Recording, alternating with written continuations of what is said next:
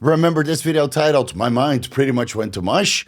Turns out my favorite researcher on the planet, Timothy Piatkowski, just contributed to another Trenbolone research paper, which is extremely applicable to my recent stint with Trenbolone acetate. And you might also remember I promised my wife I wasn't going to use Trenbolone anymore. And then somehow, some way, 6 weeks of 25 milligrams weekly found its way onto my butt cheeks subcutaneously with my wife's approval. Let's review the scientific literature and find out why Trenbolone is too good to let go indefinitely. Vigorous Steve here. Alright, so the Trenbolone gain train video chain has been insane and strong on this YouTube channel as of late. You might remember bangers like this one. My mind pretty much went to mush. Trenbolone rage is now science, evidence-based.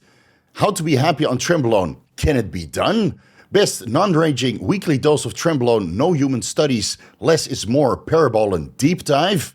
Why does Trenbolone give you seal skin? Science explained. Nandrolone and Trebolone 2. HRT plus 150 milligrams testosterone, 70 milligrams anavar, and 25 milligrams Trenbolone weekly. Is that safe long term? My experience. And then, well, this video, I go back to it every time. A Trenbolone hate-love story, still better than Twilight, which is what we're going to discuss in this video. And this is going to be the last one, I promise. Then again, we've heard that one before, haven't we?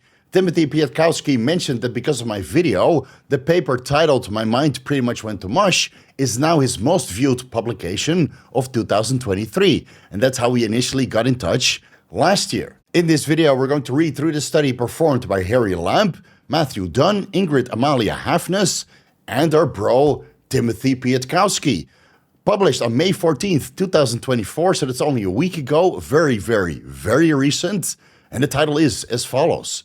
I go back to it every time. The normalization of problematic Trenbolone use in online anabolic-androgenic steroid communities. So that's basically about you and me and everybody else here over at the Vigorous crew, because I've been dropping so many Trenbolone videos the last couple of weeks. Let's read through the introduction, shall we? Research on the effects of specific anabolic-androgenic steroids is largely absent in the current literature. And that's very true. There's literally 0 human studies available on Trenbolone besides, well, these two performed by Timothy Piatkowski. He's the only one who actually has human scientific evidence regarding Trenbolone. Recent studies, however, have begun to focus on experiences of risks that specific anabolic-androgenic steroids pose to users. One such substance that has become a subject of great contention amongst people who use AAS is Trenbolone, often referred to as Tren, but I prefer the Trenbolone sandwich due to its propensity for harm. Trenbolone is recognized for its ability to rapidly increase lean muscle while minimizing fat accumulation or promoting fat loss. However, these benefits come with a greater risk profile than that associated with other AAS. Trenbolone has been evidenced in animal studies to have considerable adverse effects such as neurodegradation, and even in low concentrations has been suggested to have genotoxic effects. And I mentioned all of this in the Trenbolone deep dive. You would be wise to watch it in case you haven't already. I'll link it at the end of this video. Additionally, for humans, Trenbolone has been found to have greater social harms than other AAS, which is concerning due to approximately 30% of the AAS users in Australian samples incorporating it in their cycles. So apparently 30% of the Australian bodybuilding population is on the Trenbolone sandwich. A little bit further down, they mention, however, despite this rich landscape of practices, there remains a gap in our understanding of the specific types of information sought and disseminated within these communities concerning Trenbolone. Therefore, our study aimed to address this gap by examining the nuanced dynamics of information sharing and dissemination surrounding Trenbolone use within online communities. For this study, the researchers collected online information surrounding Trenbolone usage and overall anecdotal experiences from the users posting on the forums of the Brotherhood of Pain, Australian Bodybuilding, the BS board, and the evolutionary boards. Luckily, the GH15 boarding is already offline. Imagine if the researchers went into that rabbit hole. I think this research paper would have turned out to be a giant mess. Again, the first year on the GH boarding was absolutely great. But well, it turned into a little bit of a cluster and egging everybody on to use more and more and more Tren. That's how I ended up on a gram of Tren Myself, very young and impressionable, but again, you go through these hardships and you live and learn the hard way, and now I limit myself to 25 milligram Trenbolone weekly instead of 1,000 milligrams Trenbolone weekly. In the analysis and discussion, the researchers note that forum users often discuss Trenbolone in a humorous tone, as an entity or deity even that's meant to be respected, using various wordplays and metaphors to get each other's point across, just like you've come to expect from this YouTube channel. I'm an 80s kid after all, so it's a lot of innuendo, a lot of word jokes, a lot of metaphors, and that's what you seem to enjoy watching my videos. And some of these quotes are absolutely hilarious, so let's spend some time in this section to ease the perpetual trend rage that we're all in. Trend for president, Trendtopia, that's just trendtastic, trend cough, trendsomnia, trend, and all the other trend sites. Tren is a rocking compound. Planning on 50 milligrams 3 times per week.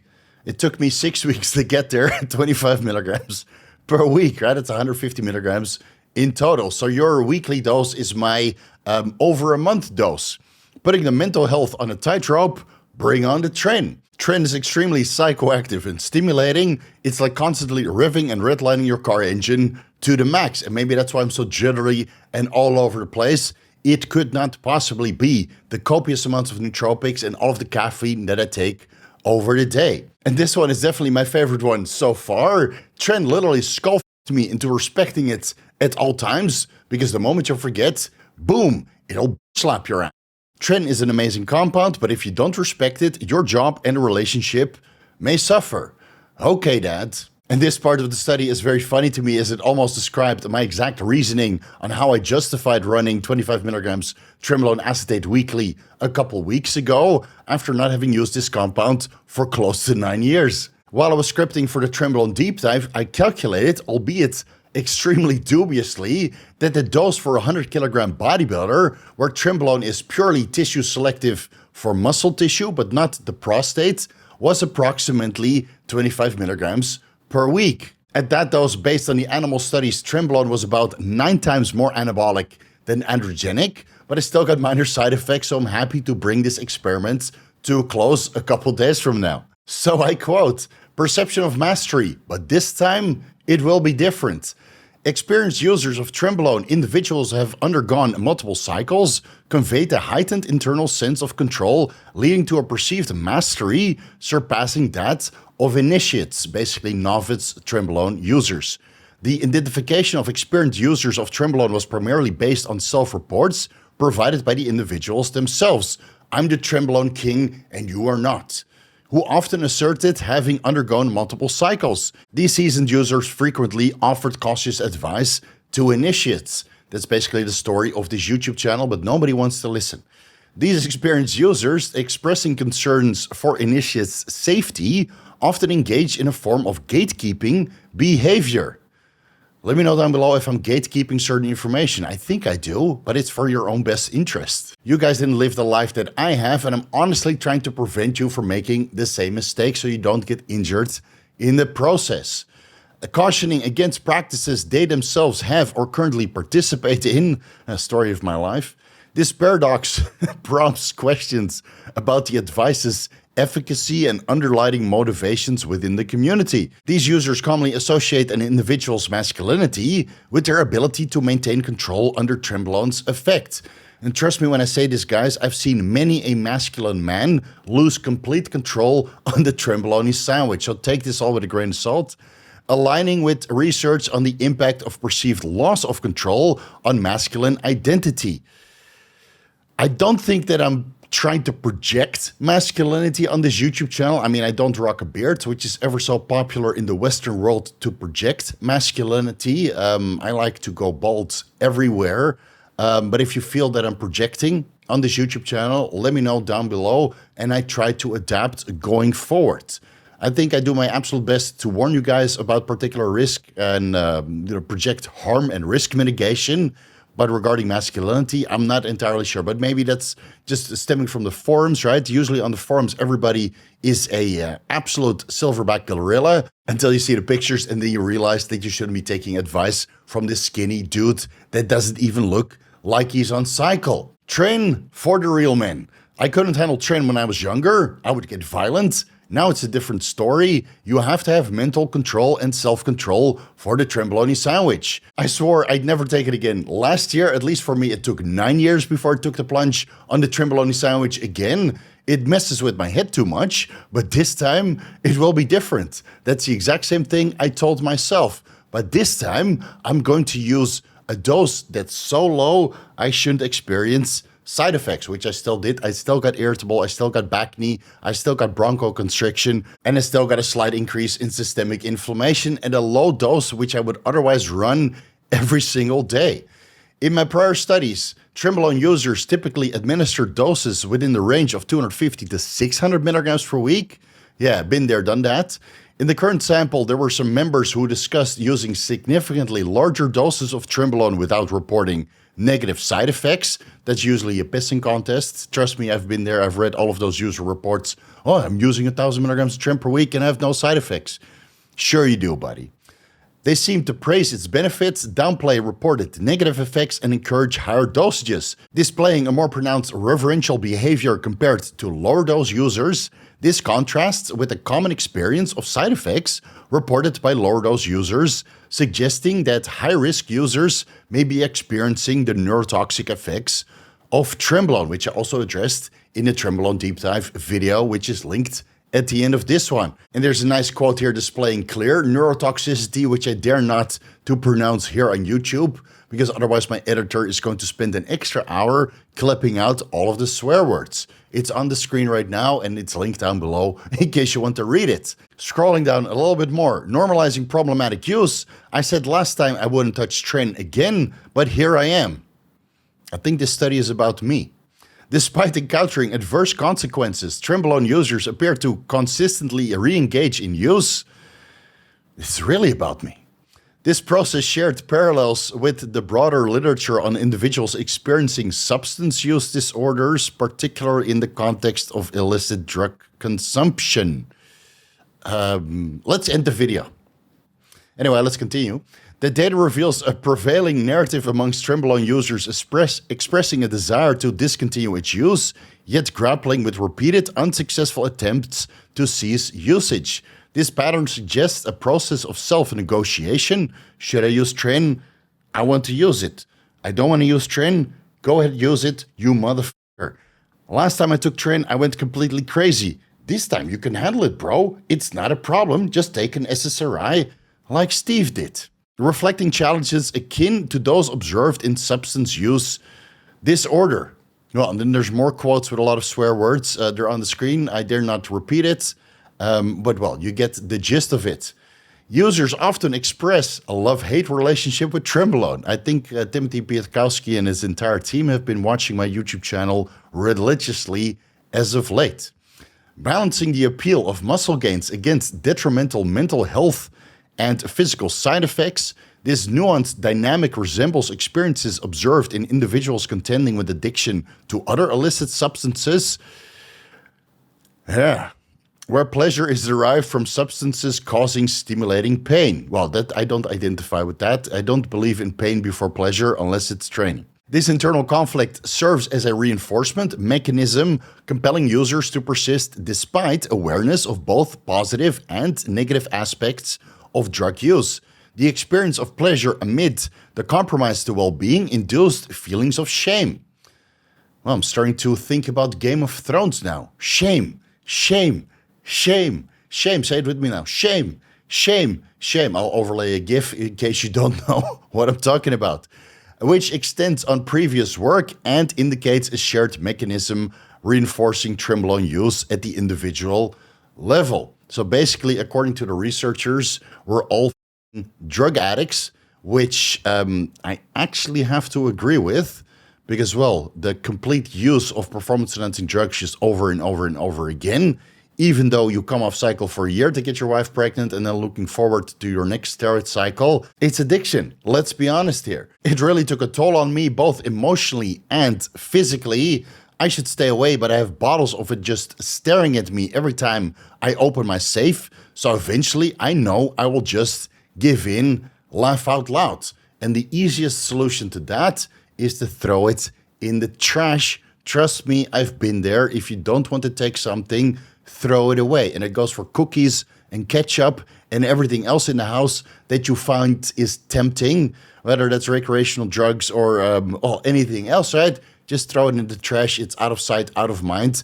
And then going through the process of purchasing more will prevent you from doing so because you remember that you don't ever want to take it again. That's why you threw it out in the first place. And then the best quote of this study, very applicable to myself and probably yourself as well.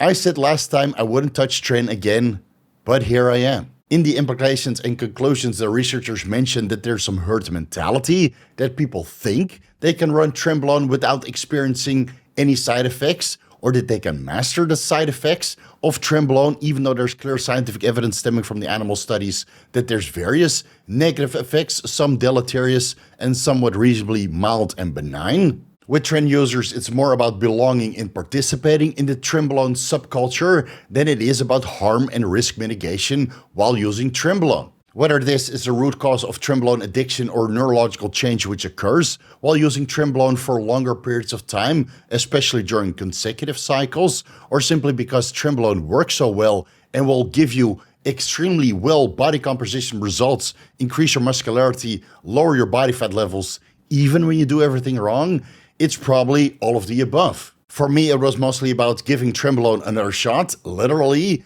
after reviewing all available scientific literature on Trenbolone at that time, and I felt that 25 milligrams weekly was going to be reasonably benign, even though I just admitted in the HRT Plus Trenbolone video that I still experienced minor side effects. So was it worth it? Hell yes it was. I mean, my body composition improved tremendously. I went from 94 kilos to 100 kilos with more muscularity and lower body fat levels while getting a lot stronger in the gym and reducing my calories to 2,800 from 3,500, a steep reduction of 700 calories per day. Will I do it again? Well, at this point, I'm going to have to say most likely. And if I learned anything from this endeavor, it's to say never. And that rhymes, so it must be true. Do yourself a favor and give this study a read if you're a connoisseur of the Trenbolone sandwich yourself, like I am. And do the researchers a favor by sharing this study with your Tren using and abusing friends so they can get this study top of the ranking of 2024 and racking those views, which actually greatly helps with funding and recognition within the research community. They did their part. Now let's do ours. And don't forget to like and subscribe while you're at it. Leave a comment for the algorithm. The more views we get on this video, the more views the researchers will get for their excellent contribution to the Trenbolone loving community. I'm already looking forward to the Trenbolone research paper of 2025. Right, we're about 6 months away, so we don't have to wait too long. And then when Team Piatkowski and his team release another Trenbolone-related research paper, you can bet all of your testicles and your mental well-being that I will make a video about it. For now, we're out of time. Thank you guys so much for watching. Is this going to be the last Trenbolone video? I don't think so. If there's something to report on Trenbolone, it guarantees me views. And I love the views and I love Trenbolone. And I don't really understand. Well, I actually do understand. My wife begged me not to take it anymore at higher dosages. But at 25 milligrams weekly, it did get the job done. All right, Rambling Steve out. You can find everything that I'm associated with down below in the YouTube description section. Follow me on Instagram and TikTok at Vigorous Steve. You can do your blood work over at Merrick Health. And if you want an excellent pump while you're taking the Trenbolone sandwich, look no further than Gorilla Mind, which have excellent pre-workout, intra-workout, and post-workout over-the-counter supplements. No script required.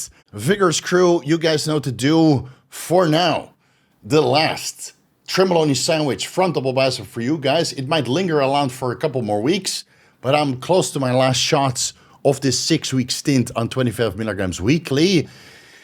And yeah, who knows? My mood might change and my muscles might deflate and my body composition might worsen. But I mean, how long do you want to run the Trenbolone sandwich when you're as health conscious and as risk averse as I am? Thank you guys so much for watching. I'll see you in the next video, probably about Trenbolone.